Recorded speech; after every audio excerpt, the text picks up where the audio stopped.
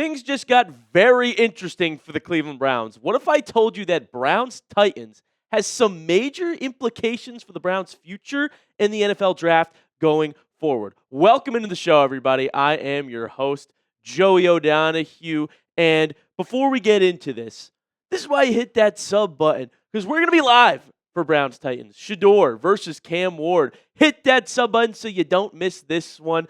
There's a lot to watch for in the back half of this Cleveland Browns season. We're going to talk about if Shedeur Sanders can prevent the Browns from drafting a quarterback.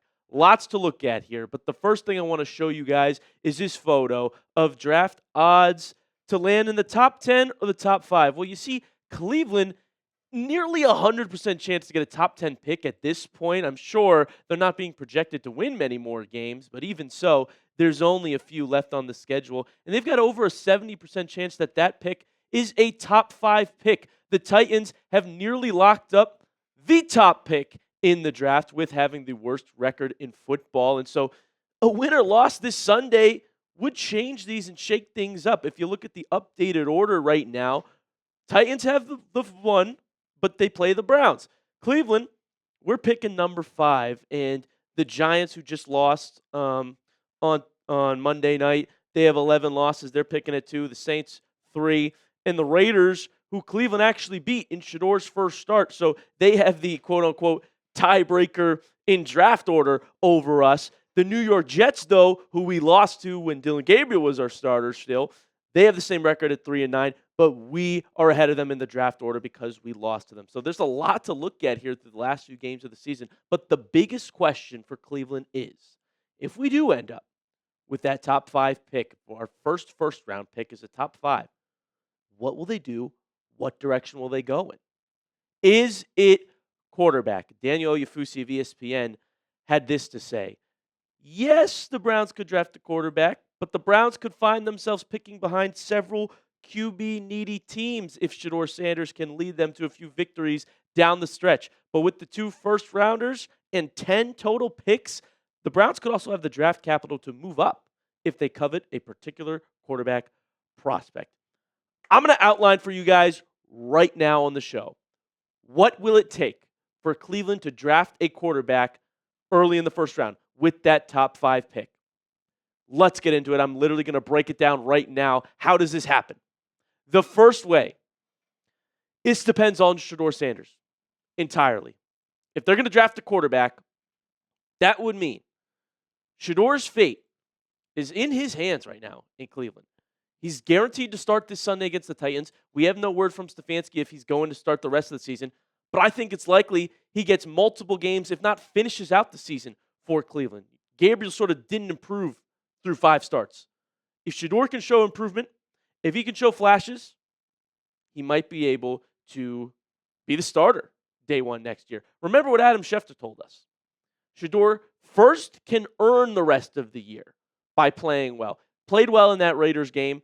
Niners game, there's some things to clean up, but there's some things to clean up for every single member of the Cleveland Browns on offense and special teams that day. So we'll see what he does against Tennessee and going forward. But Mary Kay, Browns beat reporter, says that Shedeur Sanders has a shot to convince the Browns they don't need to draft the first-round quarterback. He can absolutely do that if he continues to build on his performance from the week before. I think that's the main point here, is if he shows the flashes, if he shows improvement game after game after game, well then Cleveland won't waste one of their top picks on a quarterback if they think that they can roll with him for the next year. So he has a chance to do that. The next thing you're going to look at for the Cleveland Browns, though, do you love a quarterback?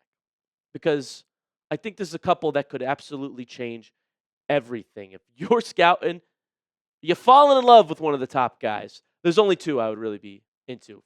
Fernando Mendoza and Dante Moore. Mendoza, a bigger quarterback. A lot of analysts have him as the quarterback that's going to go first in the NFL draft. I mean, 6'5".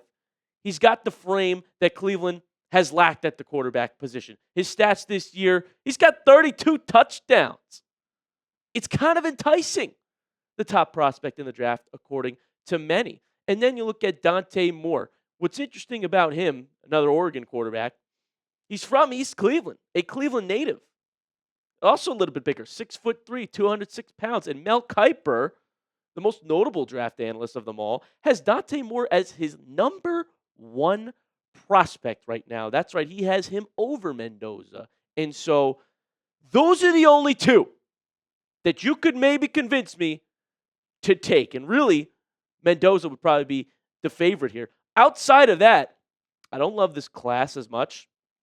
And I still think, Mendoza last year probably would have gone after Cam Ward, right? Like, this is not a great overall class. So you have to absolutely fall in love with a quarterback, I believe, if you're Andrew Berry and the Cleveland Browns front office, if they are going to draft one. And it depends on how Shedeur Sanders plays. If he doesn't play well or improve on this back half of the season, well, then they might take that shot. The last reason I'm going to tell you guys about, I promise you're not going to want to miss this one. It kind of puts it all into perspective. But before I hop into that, I want to give a special shout out to today's sponsor. And this episode is brought to you by PrizePicks. It is the holiday season, the best time of year for sports. Bowl games, basketball matchups, playoff pushes. It is all happening at once. And while you and I are out here making decisions every day, what gifts to buy, what to eat, which game to watch, there's one place where it feels good to be right. PrizePicks. I love this app, man. It's fun. I win money. And covering the Browns helps me know what picks to make. When the coaches said we got to get Jerry Jeudy more involved, I went more on his projections against the Jets, and I was right. When Cleveland plays a bad run defense, I'm all in on Quinshon Judkins. And new feature alert, PrizePicks now has early payouts. If your lineup gets off to a hot start, you may now have the option to cash out those winnings before the game even finishes. PrizePicks is simple to play. Just pick more or less on at least two player stats. If you get your picks right, you could cash in. I'm trying to do that this week with my lineup.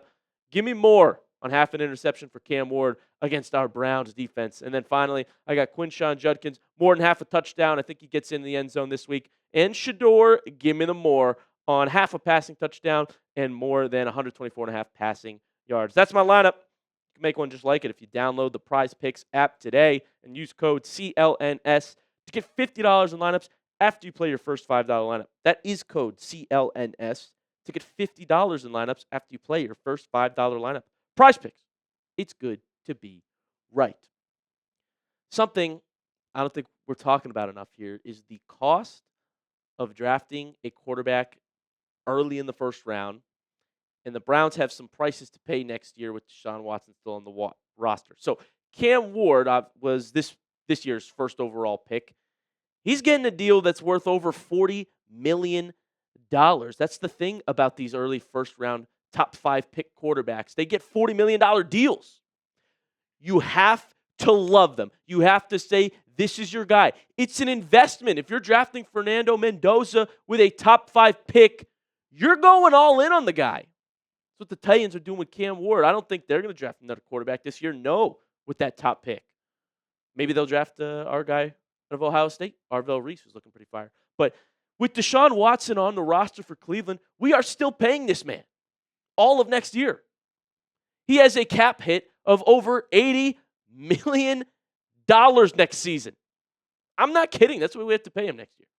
And so he'll be on the roster through to 2027, which means we're finally out of it after 2026 when Watson's a free agent again. Well, maybe, just maybe, Cleveland is waiting for that 2027 draft class to go all in and get their franchise quarterback and get their guy. A couple Ohio State Buckeye prospects that will be eligible then. Julian Sayin, Jeremiah Smith.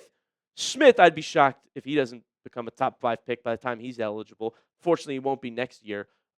Sayin obviously won't be eligible this year as well. But 2 years later, that draft class might be one of the best we've seen in a while. Some other notable QBs that'll probably go in 2027. Arch Manning, I think more likely than not, will stay at Texas this year and then get drafted a year after.